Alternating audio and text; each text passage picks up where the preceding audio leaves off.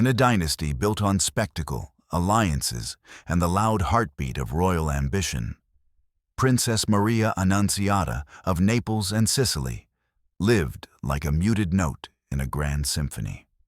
From the moment she entered the world, small, breathless, and trembling, her life unfolded in whispers. While her siblings marched toward crowns, marriages, and treaties that shaped empires, Annunziata's days drifted between sick rooms, shuttered windows, and the soft rustle of curtains that shielded her from cold air.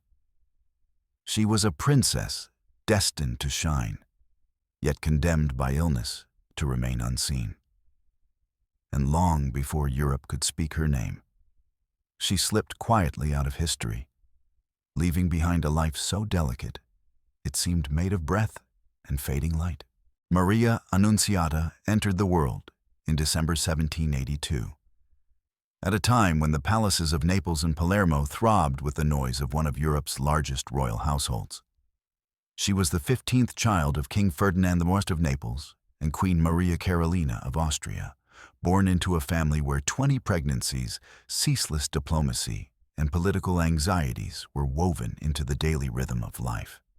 Yet from her first breath, it was clear that this newest princess was nothing like the strong, loud, resilient children her parents were accustomed to raising. The midwives who lifted her from her mother's arms described her as light. Too light, almost as though the world had not given her enough substance to anchor her in it. Her breathing was shallow, interrupted by quick, sharp pauses that made the room hold its breath with her. In a palace that lived by the music of ceremonies, balls, and official receptions, Annunziata's earliest days were marked not by celebration, but by worry. Nurses kept her swaddled in layers of linen, warming pans placed near her cradle in an attempt to calm her constant shivers. The first notes written into her infant medical record sounded almost prophetic. Weak body, rapid breathing, no weight gain. These were the details that would quietly echo through her life, shaping her existence more decisively than any royal title could. Her siblings grew in a whirlwind of privilege, pressure, and preparation. Lessons in music, diplomacy, languages, and etiquette consumed their days as they were groomed for marriage markets across Europe. Annunziata, however, drifted outside this rhythm. She was often found lying still in her cradle long after other infants her age had learned to sit up and play. When she finally learned to walk, her steps were unsteady, soft, and short-lived. Even mild exertion left her wheezing, her small chest rising and falling with desperate effort. Servants learned to carry her up the smallest flights of stairs, for each climb left her breathless, gripping their shoulders with trembling fingers. Despite the grandeur around her world remained miniature. While court corridors rang with the sound of running children, Annunziata would sit by an open window, the sunlight warming her face as she watched her brothers and sisters chase one another through royal gardens. She rarely joined them. A simple game left her coughing. A laugh too strong tightened her lungs. Even happiness arrived painfully. But if her body was frail, her disposition was tender. Letters from governesses describe her as affectionate, quiet, quick to smile but too weak to sustain joy for long. She loved being read to, especially stories about saints and gentle heroines whose goodness mattered more than their crowns. She was drawn to stillness, to lacework, to soft music played in distant rooms, to the shadows that shifted on palace walls during long afternoons. Those who knew her spoke not of sadness, but of delicacy, an almost ethereal softness, as though she were made from a lighter, more fragile material than everyone else. Queen Maria Carolina, often portrayed in history as stern and politically calculating, showed genuine worry for Annunziata. The queen had already lost several children and understood too well the fragility of young life. She insisted on handwritten daily reports about the girl's condition, how long she slept, how much she ate, Whether she coughed, whether she played even for a moment, the queen arranged for special broths, warm baths, and quieter quarters away from drafts. Small acts of maternal fear beneath the formality of monarchy. But even royal protection could not create strength where there was none. When Annunziata was 3, a sudden fever nearly claimed her life. For several days, she drifted in and out of consciousness. The palace chapel echoed with whispered prayers. When she finally opened her eyes, thin as a shadow and barely able to speak, the court rejoiced in relief. But the scare left an unspoken understanding. Her life would always hang on a delicate thread. As she grew older, this fragility became more apparent. At 5, she could read simple prayers, but she could not play for more than a few minutes without fatigue. At 6, she could recite small poems, but she could not join her family for long carriage rides. At 7, she could sew simple stitches, but she could not lift even modest objects without discomfort. In a family defined by movement, spectacle, and duty, Annunziata existed in a world carved out of caution. Still, there were moments when she seemed to forget her limitations. On rare warm afternoons, her nurse would lead her to the palace gardens, where she liked to watch the fountains or sit beneath citrus trees whose blossoms perfumed the air. She was happiest in these quiet spells, holding onto benches for stability while she admired the world with patient, contemplative eyes. Yet, inevitably, a breeze too cold or a walk too long would send her back to her rooms, cheeks pale, breath shortened, her fragility reclaiming its place. In a court renowned for its liveliness and theatricality, her existence felt almost like a contradiction. She was a princess, yet not part of the performance. A Bourbon by birth, yet living on the margins of grandeur. A daughter of one of Europe's most formidable royal couples, yet as delicate as a candle flame trembling in a draught. And from these earliest years, it was clear that Maria Annunziata's life would not follow the path expected of a royal child. Her story would unfold not on the public stage, but within the quiet, shadowed rooms where fragile hearts learned to endure more than the world ever saw. By the time Maria Annunziata reached the age of 5, her world had already narrowed into a series of rituals designed not by tutors or governesses, but by physicians. While other royal children awoke to lessons in French, geography, and dance, Annunziata's mornings began with herbal infusions, warm compresses, and long periods of supervised rest. Her body, delicate and unpredictable, demanded constant vigilance. Nothing in her day was left to chance, not the temperature of her room, not the softness of her bedding, not the angle of the windows left ajar to let in the faintest breath of air. Every detail was orchestrated to shield her from the world that her siblings embraced with energy and ease. Her nurses became specialists in caution. They learned how to hold her so that her breathing stayed steady, how to wrap shawls around her ribcage to ease the ache that followed even slight exertion, how to keep her occupied without tiring her. They read to her softly, played gentle music, and encouraged games that required no movement. Arranging colored ribbons, pressing flowers between pages of books, or sorting small beads by shape and brightness. These modest activities were the extent of her childhood amusements. A single afternoon spent playing too eagerly could send her lungs into crisis. Doctors visited her more often than her own father. Some arrived with complicated remedies, poultices smelling of camphor and rosemary, syrups made from licorice root, pastes ground from crushed herbs. Others prescribed controlled breathing exercises, insisting she practice inhaling slowly and exhaling over several seconds. But none of these treatments offered more than temporary relief. The court's medical staff, though experienced in treating fevers, wounds, and childbirth complications, were helpless before the slow, insidious weakness that defined Annunziata's constitution. There were attempts to strengthen her. Warm baths infused with botanical oils were believed to fortify fragile lungs. Diets rich in broth, barley water, and egg yolks were recommended to build weight. The queen ordered fresh fruit from Sicily, honey from the royal estates, and even rare tonics imported from Vienna, all in the hope that something might give her daughter the vitality needed to join the life of the court. But each intervention seemed to do little more than maintain a fragile equilibrium. Annunziata did not worsen dramatically, but she did not flourish either. She simply remained delicate, like a painting whose colors never fully dried. As she aged, her symptoms became harder to ignore. At 6, she began to cough. Soft at first, almost gentle like a clearing of the throat. But the cough persisted, especially at night.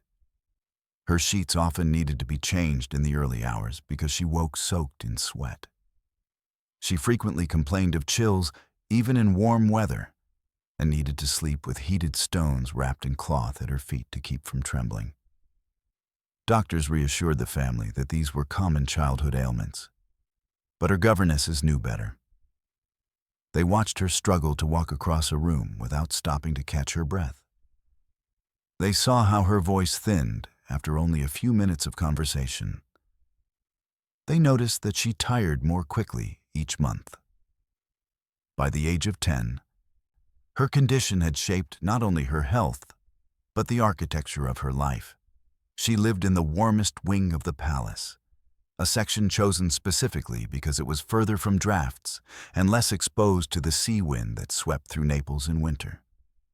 Her room was decorated not with the grand furnishings of a princess training for court life, but with objects meant to comfort. Soft pillows, a canopy bed that shielded her from cold air, shelves filled with prayer books and small wooden toys, and a writing desk placed close to the fireplace so she could keep warm while practicing her handwriting. Her education was conducted in fragments. She studied when she could breathe without strain, rested when she could not. Lessons were often interrupted by bouts of coughing or waves of fatigue that left her pale and trembling. Tutors learned to adjust their expectations. Instead of intensive learning, they offered gentle introductions, simple vocabulary, short readings, basic arithmetic.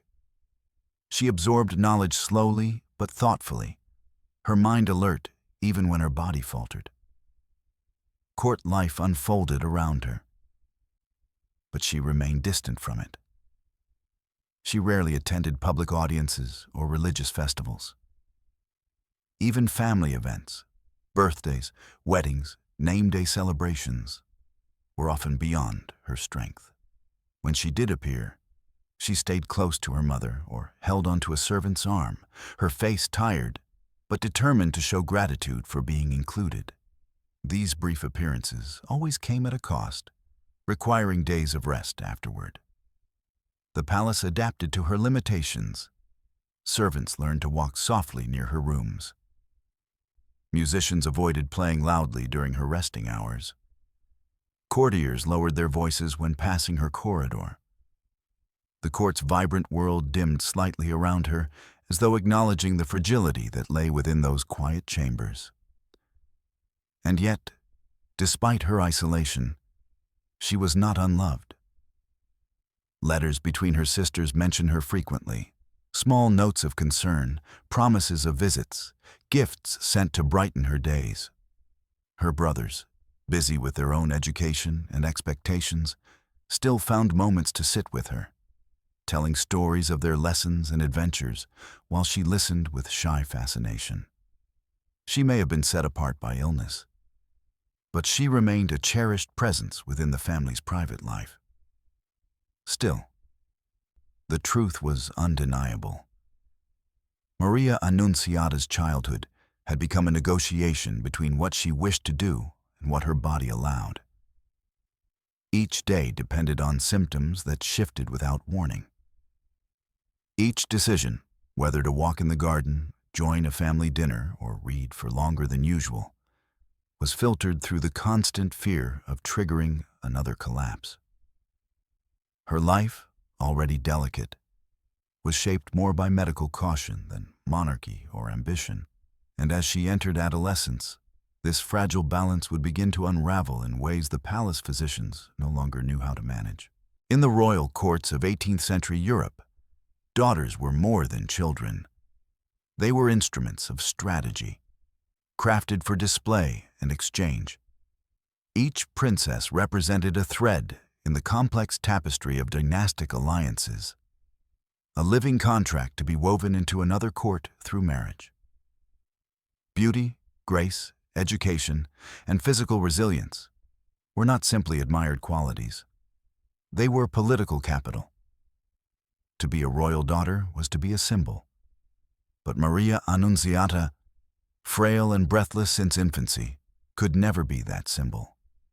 And the court gradually, quietly understood it. By the time she reached 12, it was clear she would not follow the path her sisters did. Princess Maria Theresa, Princess Maria Cristina, and several others were already being discussed in diplomatic circles as potential brides for foreign princes. Their names appeared in letters exchanged between Vienna, Madrid, and Paris. Their portraits were sent to distant courts to spark negotiations. Their lessons intensified. French perfection, Italian eloquence, dancing, music, comportment, embroidery, court etiquette, everything required to create a figure worthy of the elaborate European marriage market. Annunziata watched all this from the margins of the palace, her life revolving around sickbeds and quiet rooms. Even if her mind longed to participate, her body refused the demand. She could not endure the long hours of lessons, nor the public ceremonies where young princesses learned how to be admired. She could not stand for extended periods without feeling her chest tighten, her breath shorten, or her vision blur. While her sisters moved through the court like emerging stars, she remained in the penumbra, a gentle presence whose light flickered softly but could not shine beyond the walls of her private chambers. In royal correspondence, her name appeared rarely, and when it did, it was almost always accompanied by apologetic notes about health, phrases like too delicate for travel, not suited for public duties, or incapable of attending functions. These were courtly euphemisms, signals to foreign diplomats that she was not to be considered in marriage negotiations. Her sisters, vibrant and politically valuable, could be exchanged across Europe to cement alliances. Annunziata, with her frail lungs and chronic fatigue, could not be presented as a candidate without inviting scrutiny or risk. The monarchy could not afford a marital alliance that came with the likelihood of early widowhood, childlessness, or scandal. No formal announcement was made, of course. Royal families never declared a daughter unfit. Instead, she simply disappeared from conversations where marriageable princesses were discussed. There were no offers for her portrait to be painted and sent abroad. No references to potential suitors. No tutors preparing her for the expectations of life at a foreign court.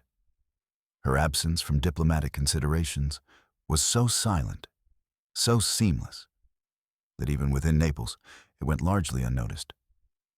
She was present in the palace, but absent from the machinery of monarchy. This exclusion weighed on her in ways she rarely expressed, but those close to her saw the subtle signs. She asked once why her younger sisters received new gowns for formal events, while she remained in simpler garments meant for comfort rather than display. She inquired, on another occasion, why she was not allowed to join a gathering of foreign envoys visiting the court. Her governess answered gently, "Your health must come first." But Annunziata was perceptive. She knew that her illness was not the only reason. She understood that her frailty made her an unsuitable representation of Bourbon's strength. Court culture did little to soften this realization. In the grand halls of the palace, where chandeliers glowed and conversations swirled around potential alliances. Her name was rarely spoken. When lists were drawn up of royal children for whom marriage prospects would be explored, her line was often skipped. She did not attend the events where suitors might have glimpsed her, nor did she appear in the circles where her sisters were taught to charm, converse, and present themselves as future queens or duchesses. The contrast between her experience and that of her siblings was stark. Her older sister, Maria Amalia, married to Ferdinand of Parma, became a duchess navigating a world of political responsibility. Another sister became queen of the Holy Roman Empire. Others were destined for thrones or noble households that required them to command rooms, host banquets, and endure the scrutiny of entire nations. Annunziata, meanwhile, was encouraged to rest, to avoid exertion, and to stay away from crowded gatherings where illnesses could spread. Her life moved in the opposite direction of theirs, inward, smaller, more restrained. But political invisibility did not free her from emotional longing. She admired her sisters' gowns, their carriages, the grand events they attended. She listened to their stories of court life and found joy in their excitement, even if a quiet ache sometimes pulsed behind her smiles. She was a princess by birth, but not by function. Her body denied her the chance to fulfill the destiny assigned to royal daughters. When she reached 15, there were whispers, gentle, sympathetic murmurs among court physicians and ladies-in-waiting, that she would live her life unmarried. This was not unusual in royal families. Some daughters became abbesses or lived in quiet retirement. But Annunziata was not destined for the convent, nor for political negotiation. She was destined for a life shaped only by her illness. In the dynastic machine of the Bourbon II Sicily's court, usefulness defined value. It was not cruelty, but the cold logic of monarchy. And Annunziata, with her persistent cough, her thin frame, and her unpredictable health, could not offer what the dynasty required. She became, without any wrongdoing, and without any explicit decision, a princess who would never be a diplomatic bargain, a royal daughter whose role dissolved before it could ever take form. Yet within this invisibility lay the first shadow of her deeper tragedy. A life that, through no fault of her own, slipped quietly beyond the expectations and memory of the world she was born to serve. Maria Annunziata's frailty had defined her since infancy. But as she entered her late teens, her condition shifted into something darker, heavier, and unmistakably ominous. What had once been dismissed as delicate health began to show the sharper outlines of a true disease, one that 18th century medicine could name only in poetic terms: consumption, the illness that slowly consumed a person from within. For Annunziata, it did not arrive suddenly, but like a shadow that lengthened month after month, tightening its grip with quiet persistence. The first unmistakable sign was the deepening of her cough. It no longer sounded like the soft clearing of a fragile girl's throat. It echoed through her chest with a hollow resonance. Servants grew accustomed to hearing it in the early mornings, as they walked the palace corridors, delivering trays of chocolate and warm broth.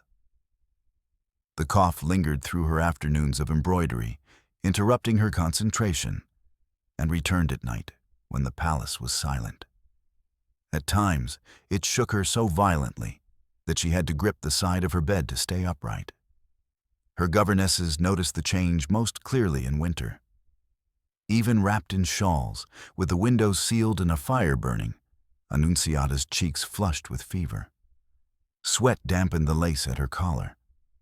On some nights, her pillowcase had to be replaced before dawn because she had soaked it through with perspiration.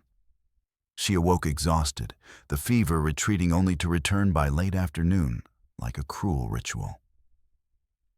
Physicians charted these hectic fevers, but their notes always ended with the same helpless conclusion: nothing to be done except rest.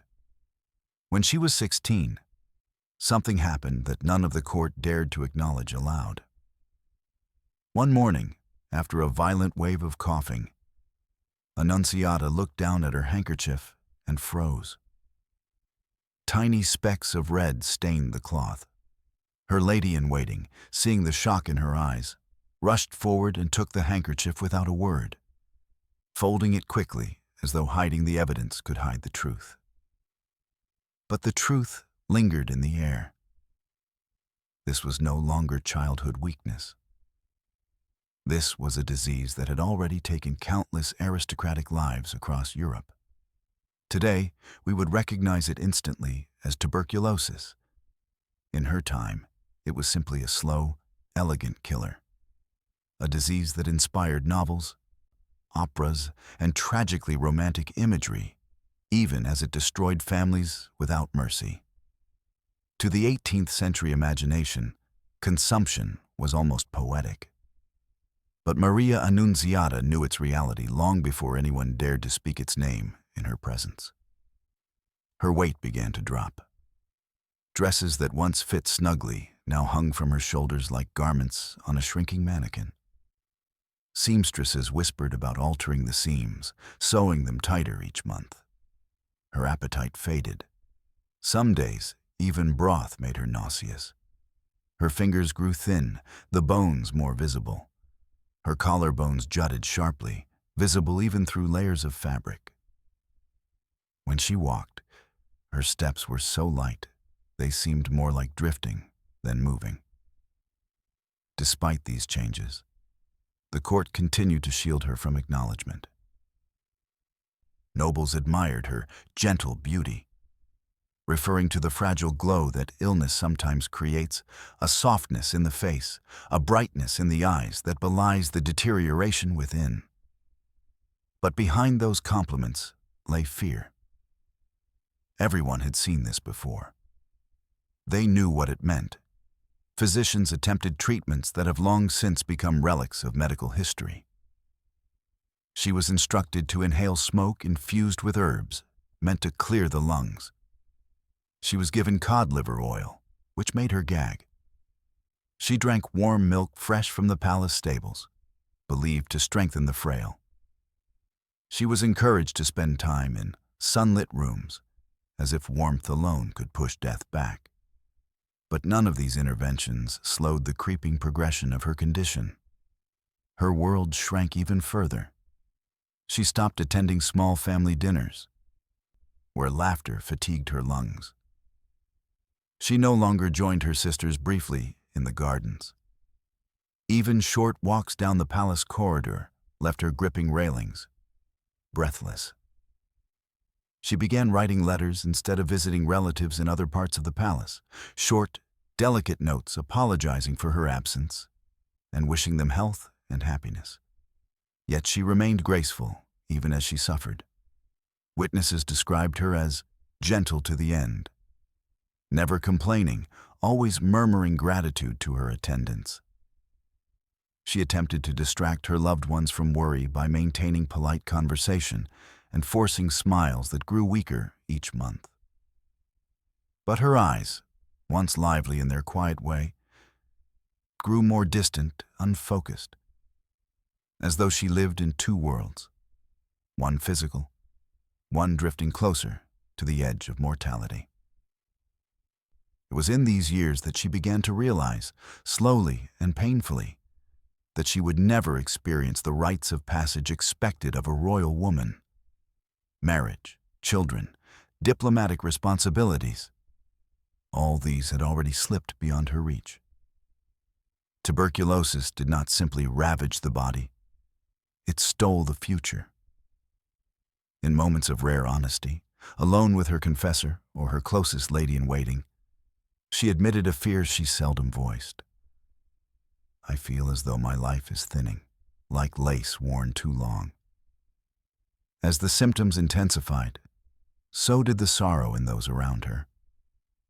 Her mother, once fierce in political matters, softened with visible worry each time she visited her daughter's bedside.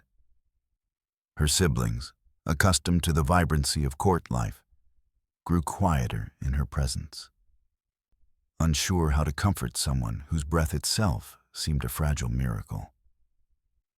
The arrival of tuberculosis was not sudden. It was a slow, quiet invasion, a fading that touched every corner of her existence. And though no one dared yet to say it aloud, everyone in the palace understood that Maria Annunziata was slipping into a chapter from which she would not return. The illness had not merely arrived, it had settled, claimed her, and begun the final tragic rewriting of her life. As Maria Annunziata entered her 20s, the palace around her continued its relentless rhythm. Births, marriages, diplomatic visits, festivals, and the constant movement of envoys through glittering halls. Yet within this grand structure, she lived in a pocket of stillness so profound that it was as if she existed slightly out of phase with the world. Her name rarely reached beyond the palace walls. Her presence, once a source of familial tenderness, had faded into a quiet, almost ghost-like rhythm. While other princesses grew into political assets, Annunziata grew into a kind of gentle invisibility. The first sign of her disappearing public life was the absence of her name in newspapers and court bulletins. Royal families were meticulously documented. Their engagements, their health, their travels. But Annunziata's movements were too small, too insignificant for chroniclers. When her siblings attended weddings in Vienna or diplomatic feasts in Palermo, her absence was noted only by silence. No explanation was offered. No rumors circulated. She simply was not mentioned at all. A life lived in sick rooms left no trace for the scribes who cared only for spectacle. Portrait painters, who once visited the royal nursery to capture each child's likeness, stopped requesting sittings from her. A full portrait required hours of posing, something Annunziata could not manage without coughing fits or trembling exhaustion. The court decided, with quiet practicality, that it was better not to attempt it. As a result, she became one of the few Bourbon princesses without a widely circulated formal portrait. She was a daughter of kings, yet left behind no image strong enough to anchor her in memory. Her face, her posture, her presence, all faded into the hazy descriptions of those who had cared for her. Even within the palace, time moved past her with a softness bordering on erasure. Her siblings grew older, married into foreign dynasties, gave birth, navigated the politics of their own courts. Letters arrived describing their new lives. The intricate etiquette of Vienna, the ceremonies of Madrid, the expectations of Florence. Annunziata read these letters with affection, pride, and a gentle resignation. She wrote back diligently, filling her pages with polite kindness. Yet her letters contained little news of her own life, for there was nothing to report except the shifting tide of her illness, the occasional walk to the garden, the hours spent in quiet prayer or reading. Visitors to the palace almost never saw her. When foreign dignitaries arrived, they inspected the lineage of Bourbon children participating in official greetings. The absence of the king's daughter was rarely questioned. Illness was a polite excuse, and one that suppressed any need for further inquiry. Court life itself conspired to keep her hidden. Events were long, rooms were crowded, and expectations were high. All environments her fragile lungs could not endure. As the years passed, even familiar faces began to drift from her orbit. Her siblings visited when circumstances allowed, but political marriages scattered them across Europe. Her brothers, busy with military training or state duties, came less often. The palace bore the constant ebb and flow of personnel. New servants, new officials, new tutors, many of whom knew her only as the delicate princess, whose rooms needed to be kept warmer than the rest of the palace. To them, she was more an instruction than a person. Even among those who loved her, memory blurred the edges of her existence. Her sisters wrote about her with affection, but with the tone one uses when speaking of a distant relative, rather than a constant presence. Her mother, aging and burdened by endless political upheavals, visited when she could, but the responsibilities of monarchy strained against maternal tenderness. Annunziata felt this shift not as cruelty, but as a natural consequence of her life's shrinking sphere. Yet what made her life truly tragic was not merely its isolation, but its quiet impermanence. Many princesses who died young left behind tales of romance, political promise, or scandal. Annunziata left no such legacy. She did not travel. She did not fall in love. She did not preside over charity works, inspire poets, or shape the policies of her father's court. She lived entirely in the private realm, a realm that history seldom preserves. Still, she was not forgotten by those who served her most closely. Her ladies-in-waiting adored her for her gentleness, for the way she thanked them for the smallest kindness. Her confessor admired her humility, noting how she never complained about her failing body. Her nurses, some of whom had cared for her since infancy, developed an attachment to her that bordered on devotion. They understood that they were the witnesses to a life the world overlooked. Annunziata herself sensed this vanishing. She spoke little of her fears, but occasionally confided in her closest attendant. She worried that her life would leave no imprint, that she would be remembered only as the sickly one. She wondered aloud whether her existence mattered in a world that valued strength, lineage, and political usefulness. Her attendant reassured her with soft words. But even she knew that such assurances were fragile. Despite this, Annunziata cultivated small rituals of meaning. She kept a journal of prayers and reflections, though rarely writing more than a few lines before fatigue overtook her. She pressed flowers from the palace gardens between thin sheets of paper. She corrected the handwriting of young servants, offering quiet instruction. She read devotional texts and sometimes copied passages that soothed her mind. These were not grand gestures, but they were hers, tiny acts of living that gave shape to her days. In a world obsessed with public life, Annunziata's existence unfolded entirely in private, like a candle burning behind a curtain. There is a particular sadness in being forgotten while still alive, in fading not after death, but during life itself, as if time were gently erasing you even before the end arrived. That was Maria Annunziata's reality, a princess who did not fall from grace, but simply slipped from sight, leaving the world to continue without ever noticing the space she left behind. The Bourbon II Sicily's court was a world built on movement. Carriages rattled daily between the royal residences of Naples, Caserta, and Palermo. Courtiers hurried from one ceremony to another. Priests, tutors, musicians, diplomats, and servants moved through the palace like currents in a restless sea. Every member of the royal family was expected to participate in this ceaseless rhythm, attending religious festivals, appearing at audiences, accompanying the king to banquets, and observing the ceremonial calendar that defined monarchical life. But no matter how the court moved, Maria Annunziata remained still. Her body simply could not follow where her dynasty went. As tuberculosis advanced, even the smallest tasks grew monumental. Climbing stairs required several pauses, each step punctuated by breaths so shallow they barely stirred her chest. Standing for more than a few minutes sent a tremor through her legs.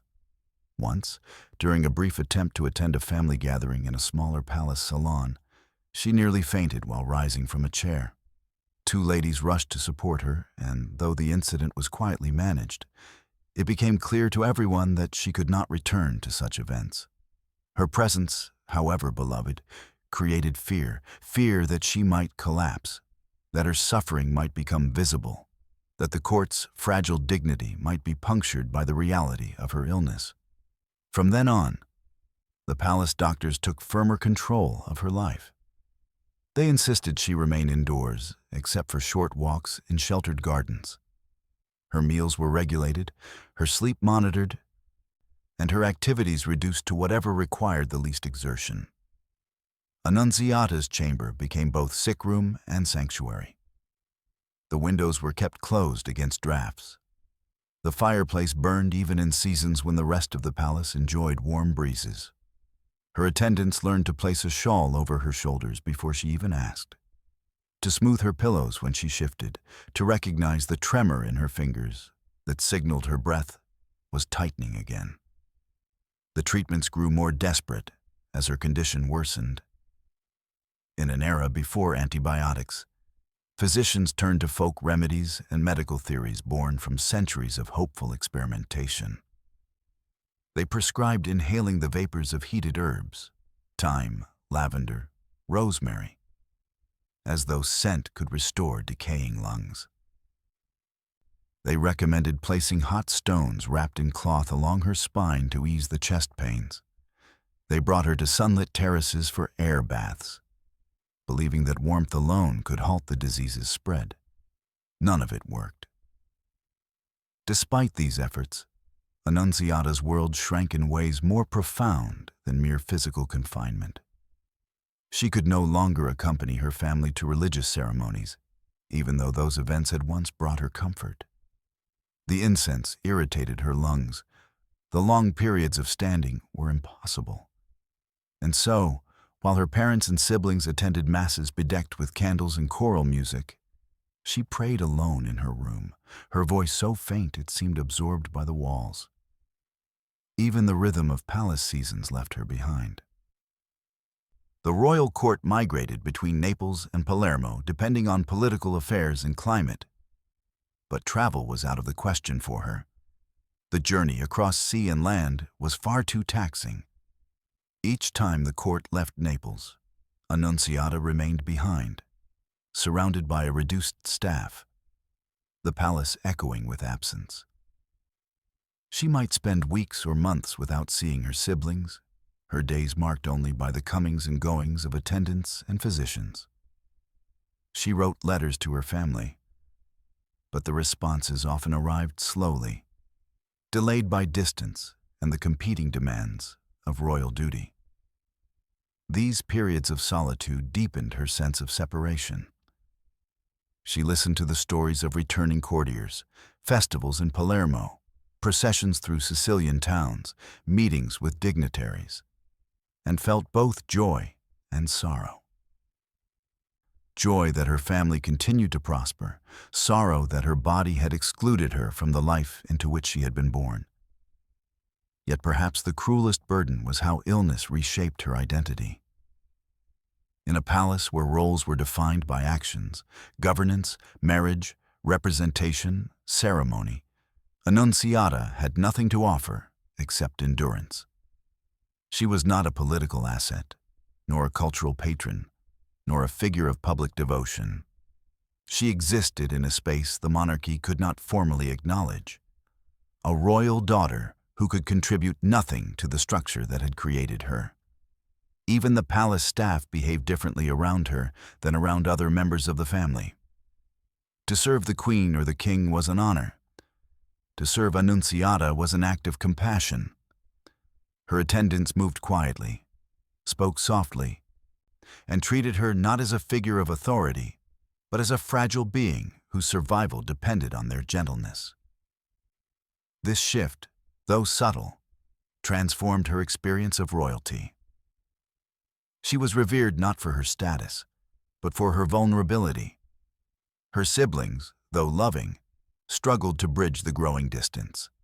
Each year they matured into their roles: military training for the princes, diplomatic grooming for the princesses, while she remained physically unchanged, caught in a cycle of weakness and recovery that never reached improvement. When they discussed their futures, she listened with genuine happiness, but a deepening awareness that she had no parallel path to speak of. Still, Annunziata did not succumb to bitterness. Those who knew her described her as patient, serene, and uncomplaining. She retained her gentle courtesy, always thanking her attendants, always apologizing for the trouble she caused, even though none of it was her fault. And yet, beneath this grace lay an undeniable truth. Her body had become a prison no crown could unlock. While her dynasty moved relentlessly forward through alliances, births, and political upheavals, Annunziata remained motionless, suspended between life and decline. The court's engine, built on power and continuity, had no space for someone who could neither keep pace with its demands nor escape the slow, consuming grasp of her illness. And so she endured quietly, breathing shallowly in rooms warmed against the cold, while the world she belonged to moved farther and farther out of reach. By the beginning of 1811, it became painfully clear that Maria Annunziata had reached the final stage of her long illness. Tuberculosis, which for years had hollowed her quietly from within, now advanced with unmistakable force. The early symptoms, the delicate cough, the breathlessness after short walks, the occasional fever, hardened into something relentless. Her days no longer unfolded with any variation. They were governed entirely by the ebb and flow of exhaustion. Even her attendants, who had learned to interpret every shift in her breathing, saw that she was no longer fighting an illness. She was fading. Her room, always warm and filled with soft light, became the entire world she inhabited. The windows were kept closed, even in spring, the air inside perfumed with lavender sachets meant to soothe her lungs. Her bed was moved closer to the fireplace so she would not shiver during the night sweats that came in waves. A small table nearby held everything she needed: handkerchiefs, rosary beads, a crucifix, and sometimes a book she could no longer read for more than a few minutes at a time. Once, she had written letters at this table. Now her hands trembled too much to hold a pen. Her cough deepened into a violent, wrenching sound that shook her entire frame. During the worst episodes, 2 attendants held her upright so she would not collapse forward. Afterward, she lay exhausted, gasping softly, her face pale except for the feverish flush high on her cheeks. Blood in her handkerchiefs became so routine that her ladies no longer tried to hide it from her. She knew what it meant. Everyone did. Her appetite vanished almost entirely. Even broth made her nauseous. Her cheeks grew hollow, her wrists thin as porcelain, her once soft hands now bony and cold. She lost so much weight that her dresses, already altered multiple times, slipped from her shoulders. Seamstresses eventually stopped adjusting them and instead fashioned looser garments meant only to keep her warm and dignified. Her beauty, always delicate, took on an almost otherworldly quality. Those who saw her in these final months often described her as a light burning in a thin glass, fragile and flickering. Walking became nearly impossible. Moving from her bed to the chair by the fireplace, a journey of a few steps, required long preparation, steadying arms, and long rest afterward. Sometimes she tried to stand on her own, insisting she still had the strength. But her legs trembled beneath her, and she clung to her attendant's shoulder, breath short and eyes dim. Eventually, she stopped trying. Her world had shrunk to the space of a single room, then to the radius of her bed, then to the space of a pillow and the slow movement of firelight across the ceiling. In these months, her temperament remained astonishingly gentle. She apologized to her attendants for her weakness. She thanked them for every small act, for smoothing her pillows, warming her blankets, bringing her water. She never raised her voice. She never expressed frustration. Instead, she whispered prayers, her voice so faint that sometimes the words dissolved into breath before reaching the air. But even in this serenity, traces of sorrow lingered. There were days when she stared at the window for long minutes, watching the movement of light or the passing shadows of birds, as if trying to remember what it felt like to walk outside. Sometimes she asked her attendants to describe the gardens, the citrus blossoms, the fountains, the sound of wind moving through the hedges. These descriptions brought her a fragile happiness, but also a quiet ache. She had not set foot in the gardens for more than a year. Her family visited when they could, though they had learned not to stay long. Too much conversation exhausted her. She greeted them with a weak smile, listened to their words, and nodded gently. But the effort cost her dearly. After each visit, she slept for hours, her body drained by the exertion of simply being present. Her mother cried frequently during these visits, though she tried to hide it. Her siblings spoke softly, as if afraid their voices might disturb the thin thread of life clinging to the princess's chest. What remained strongest in these final months was her faith. She clutched her rosary daily, sometimes slipping the beads through her fingers in long, meditative silence. Her confessor visited often, guiding her through prayers and offering gentle counsel. She spoke to him more openly than to anyone else, confiding her fears and her acceptance. She did not fear death itself. What frightened her was the idea of leaving behind so little, of having lived so quietly that even her memory might fade into the margins of history. "I hope," she whispered once, "that God remembers what the world did not see." Her nights grew longer, her breaths shallower. There were moments when she drifted between waking and sleeping, murmuring words too soft to discern. During one of these episodes, she asked for her sisters, not because she expected to see them again, but because she wanted to hear their names, to feel connected to the life she had shared so briefly and so distantly. Her attendants read aloud letters from them, though she was often too weak to stay awake for more than a few lines. By mid-1811, the palace knew she was dying. The doctors visited less frequently, not out of neglect, but because they had nothing more to offer. Comfort, not cure, became the only goal. The palace chapel held daily prayers for her, quiet, subdued, intimate. A princess was slipping away, not with political consequences or public mourning, but with the soft inevitability of a candle burning down to its last glow. And through it all, Maria Annunziata remained herself, gentle, grateful, sorrowful, serene. A princess who had lived quietly and was now leaving the world even more quietly, as though fading was her final act of grace. By the summer of 1812, Maria Annunziata's world had collapsed into a rhythm of breath and silence. Breath that grew shallower each day, silence that deepened as her strength faded.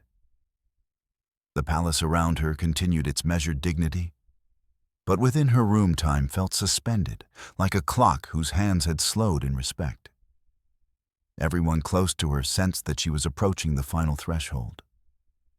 Even the air seemed to move more delicately around her, as if afraid to disturb the fragile thread that tethered her to life. Her bed had been repositioned so she could see the small chapel through an open doorway when attendants carried her there for brief moments of prayer. By now, she could no longer kneel. Instead, she sat supported by cushions, her hands trembling as they held her rosary.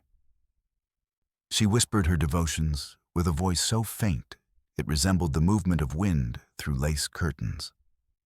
Every word cost her precious breath. Yet she persisted, her faith becoming both her anchor and her farewell. The palace priest visited her daily. He prayed at her bedside, reading verses about peace, surrender, and divine mercy. Annunziata listened with half-closed eyes, her face illuminated by the warm glow of candlelight. She rarely spoke except to murmur small gratitudes. When he asked if she feared the end, she shook her head gently. "No," she whispered, "only that I leave behind nothing." The priest responded with tenderness, telling her that gentleness itself was a legacy. A life lived without bitterness was a testament as powerful as any crown. Her attendants, 2 women who had cared for her since childhood, rarely left her side. They wiped her forehead when fever flared, adjusted her blankets when chills returned, and steadied her during the coughing fits that shook her body until tears filled her eyes. They no longer hid the blood-stained handkerchiefs. She knew her illness was reaching its end. These attendants, who had once helped her walk through palace gardens, now held her hands during long hours when she drifted in and out of shallow sleep. Her siblings visited in quiet succession. Those who lived nearby came often. Those who lived far away sent letters filled with affection and sorrow. When her younger sister kissed her forehead and tried to smile, Annunziata gently touched her cheek with fingers that felt weightless. "Do not grieve too much," she whispered. "I have always lived gently. It is fitting I leave gently too." Her words, though soft, remained etched in their memory. Her mother visited less frequently now, not because she did not care, but because the sight of her daughter's wasting body broke her heart. She had already lost children in infancy. Losing an adult daughter who had survived into womanhood brought a different kind of agony. The sorrow of watching possibility itself vanish. During her final visits, she sat beside the bed, holding Annunziata's hand in silence, her eyes red from crying. Annunziata, sensing her mother's grief, smiled faintly and said, "You protected me always. That is enough." It was the closest she ever came to acknowledging the years of illness that had shaped her life. As the final weeks unfolded, Annunziata became increasingly serene, as though stepping slowly into another world. Her breathing grew quiet and irregular, punctuated by long pauses that made her attendants exchange anxious glances. She no longer asked for stories of the garden or updates from her siblings.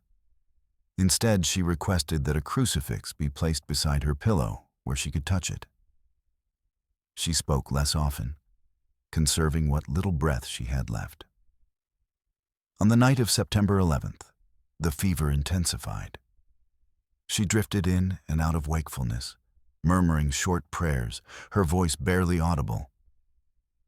At dawn, she asked to be sat upright, supported by pillows so she could breathe more easily. Her attendants held her hands, one on each side. The priest knelt beside her, whispering the final prayers of commendation. She listened, her eyes half open, her breath shallow but steady. There were no dramatic last words.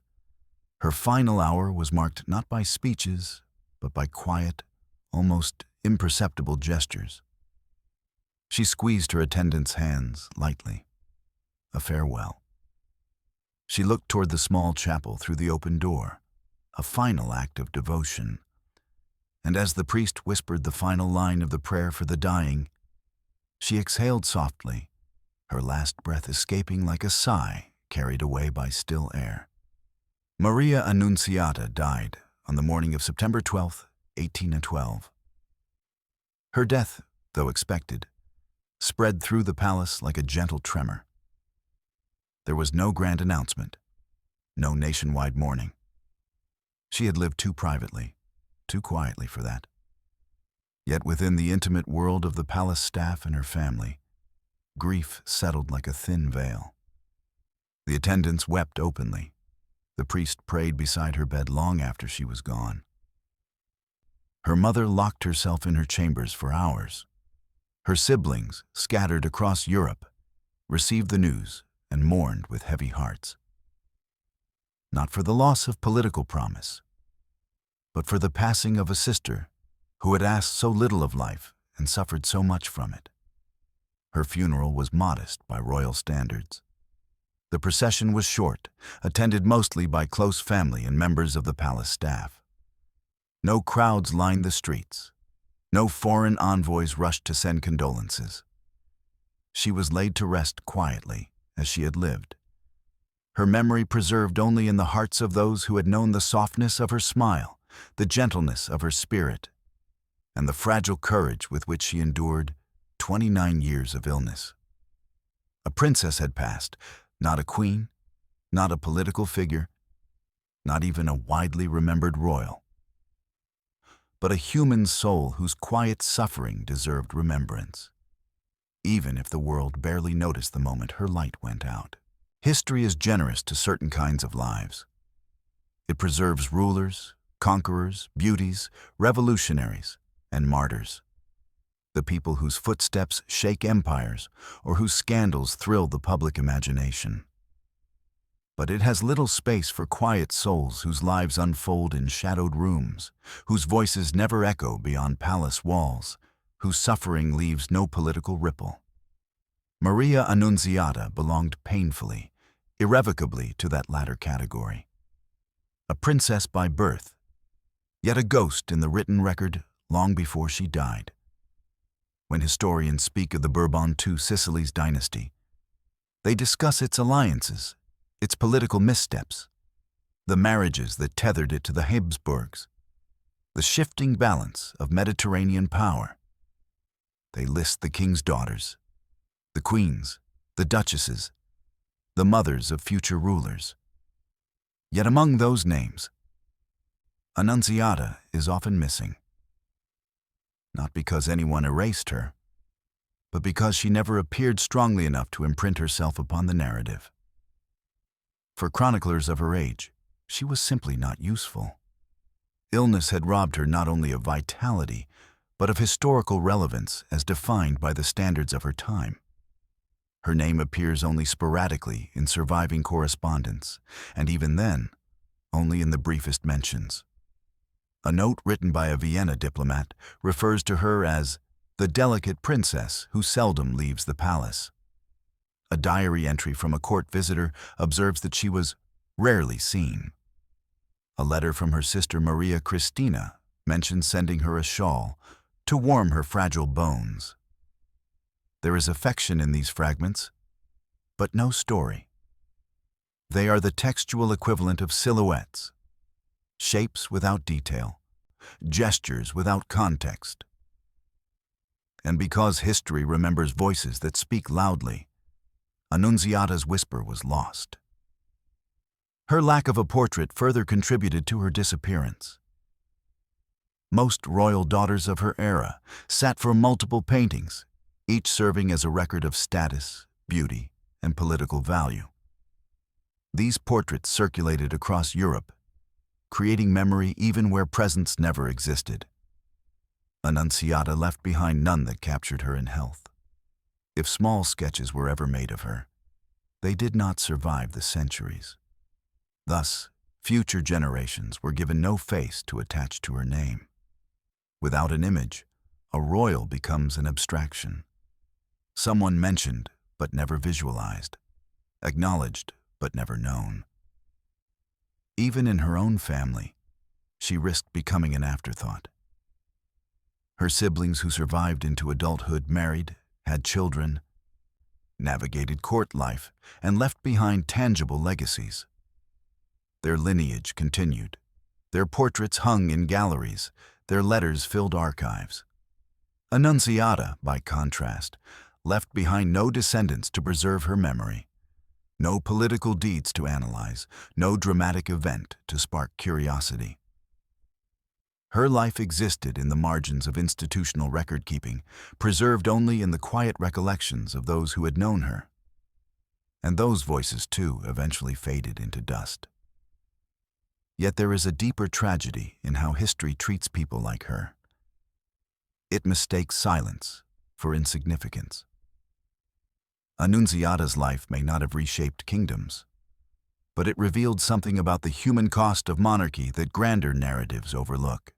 She embodied the reality that not every royal is born strong, not every daughter is groomed for diplomacy. Not every life fits the glittering mold of dynastic expectation. Her existence reminds us of the countless forgotten figures whose stories dissolve simply because they lacked the strength to stand in the spotlight. In this way, she becomes a representative of a wider, unseen world. The royal children who died quietly from preventable illnesses, the young women whose lives were shaped by medical frailty, the individuals whose worth was assessed through the narrow lens of political utility. They are missing from textbooks not because they were unimportant, but because their fragility did not serve the agendas of their age. Annunziata's story challenges that erasure. Her tuberculosis, a disease we now treat within weeks, robbed her not only of health, but of history. Imagine her born in another time, a century later, when medicine understood infection, when antibiotics existed, when frailty did not mean destiny. She might have lived into adulthood, perhaps even found a modest role within the dynasty. But in 1812, her suffering was seen as an unfortunate inevitability, a sad footnote in a family accustomed to both privilege and loss. Even the way she died, quietly, without scandal or political consequence, ensured she would never command the retrospective attention history grants to dramatic endings. There was no rebellion, no conspiracy, no fall from grace to analyze. She simply slipped away. And because the world had barely noticed her presence, it barely noticed her absence. But forgetting her entirely would overlook the tenderness and humanity that defined her life. Those closest to her remembered a young woman who thanked everyone who entered her room, who apologized for being a burden even when she was none, who bore unspeakable discomfort with humility, who prayed not for recovery, but for gentleness. They recalled her soft voice, her thoughtful eyes, her small acts of kindness. These qualities may not have shaped politics, but they shaped hearts, quietly, profoundly, and in ways that deserve remembrance. History, after all, is not merely the record of what happened. It is the act of choosing which lives deserve to be remembered. Maria Annunziata's life may have been quiet, but it was not empty. It was shaped by love, suffering, resilience, and a kind of quiet dignity that cannot be measured by political influence. To tell her story now is to restore her to the world that once overlooked her, to give her the visibility she never received in life, and the space in history that her gentle existence earned, however softly. Maria Annunziata's life reminds us that not all tragedies are carved from betrayal, downfall, or political catastrophe. Some are shaped by something far quieter, a fragile body placed inside a world that demanded strength. She was born into a dynasty built on duty and spectacle, yet she never knew either. While her sisters carried crowns and treaties across Europe, Annunziata carried fevers, breathlessness, and the weight of her own vanishing. Her sorrow was not loud, but it was real. A slow, lifelong erasure lived behind curtains and closed doors. And yet, within that sorrow, there was grace. She lived gently, loved quietly, and endured with a dignity that history seldom rewards. Her life, though small in the eyes of her contemporaries, was not meaningless. It was a reminder of the countless unseen lives that existed behind the glitter of monarchy. Lives of vulnerability, tenderness, and uncelebrated endurance. To speak her name today is to restore her place in a world that once overlooked her, and to honor a princess who never had the strength to take the stage, but whose quiet courage deserves to be remembered. Maria Annunziata's story ends softly, as she did, but its echo lingers, a whisper across time that even the gentlest life holds worth, and that even a forgotten princess deserves her place in history's light.